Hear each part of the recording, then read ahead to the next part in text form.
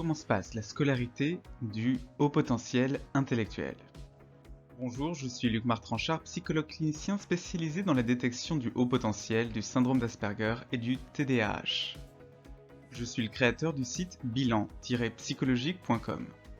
Qu'est-ce que le haut potentiel intellectuel? C'est une forme de surdouance caractérisée par une intelligence cognitive particulièrement élevée. L'intelligence cognitive est l'une des trois grandes formes d'intelligence avec l'intelligence émotionnelle et l'intelligence créative. On parle de haut potentiel intellectuel habituellement lorsque le quotient intellectuel est supérieur à 130, c'est-à-dire parmi les 2,3% les plus élevés. Alors il existe de nombreux profils d'enfants et d'adolescents HPI à l'école. Certains utilisent leur haut potentiel intellectuel pour réussir brillamment, d'autres savent faire juste ce qu'il faut pour avoir la moyenne et passer sans redoubler, mais beaucoup d'autres aussi redoublent ou ont des difficultés scolaires importantes, ils peuvent quitter la scolarité avant le bac. En fait, la scolarité telle qu'elle est prévue par l'éducation nationale n'est pas adaptée à leur fonctionnement. Comment découvrir si vous êtes HPI? La première étape est le test de dépistage du haut potentiel intellectuel en ligne, vous le trouverez dans la description. Il permet de déterminer la probabilité précise que vous ayez un haut potentiel intellectuel et le type de bilan qui est recommandé pour vous. Puis la passation du test de quotient intellectuel VICE4 est nécessaire pour savoir de façon sûre s'il y a haut potentiel intellectuel. Et aujourd'hui, je vais vous donner les 10 caractéristiques de la scolarité des personnes HPI. Combien avez-vous de caractéristiques? Partagez le nombre de caractéristiques que vous avez eues pendant votre parcours scolaire dans les commentaires. L'ennui est probablement ce qui caractérise le plus la scolarité des enfants HPI. Les enfants HPI n'ont pas besoin d'écouter parce qu'ils savent déjà beaucoup de choses et cela va beaucoup trop lentement pour eux.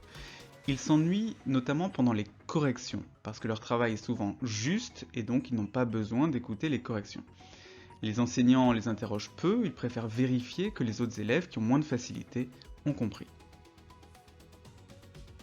Les enfants HPI ont une intelligence différente, ils pensent à plusieurs choses en même temps, ils peuvent faire plusieurs choses en même temps. Les informations qu'ils mémorisent sont apprises en une seule fois, de façon simultanée. Les enfants HPI peuvent manquer cruellement de confiance en eux. Ils baissent donc facilement les bras, ils ont tendance à abandonner, et les échecs, les erreurs, les mauvaises notes sont vécus très douloureusement. Le manque de goût pour l'effort.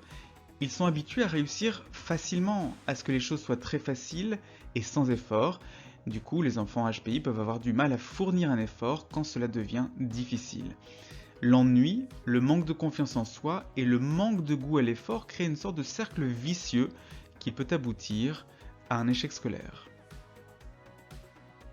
Le manque d'attention. Du fait de leur pensée en arborescence, les enfants HPI peuvent avoir du mal à se concentrer sur une seule chose à la fois. Tout les intéresse, tout les attire, ils ont donc tendance à se disperser.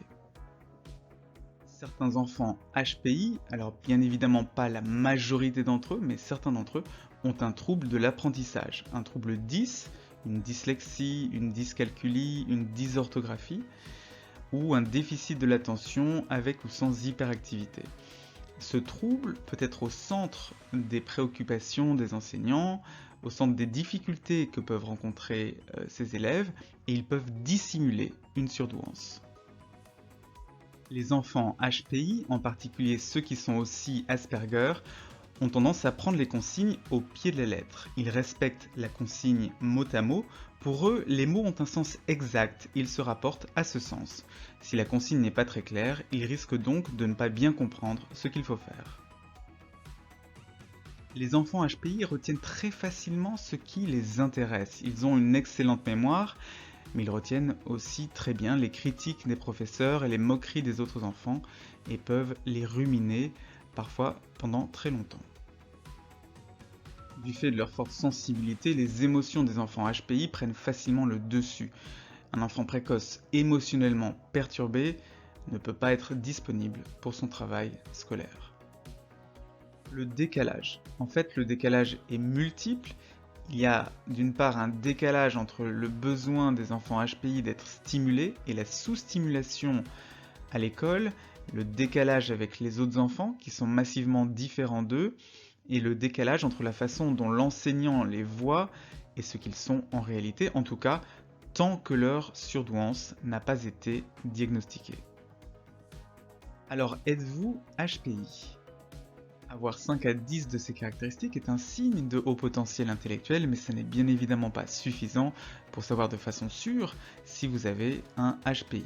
La première étape, c'est le test de dépistage du haut potentiel intellectuel en ligne, vous le trouverez dans la description. Il est ce premier pas pour savoir si oui ou non vous êtes une personne surdouée. Voilà, c'est tout pour cette vidéo, n'hésitez pas à vous abonner et à activer les notifications de la chaîne pour ne pas manquer les prochaines vidéos de la chaîne. Il y en a une par semaine les samedis à 12h30. À très bientôt sur la chaîne.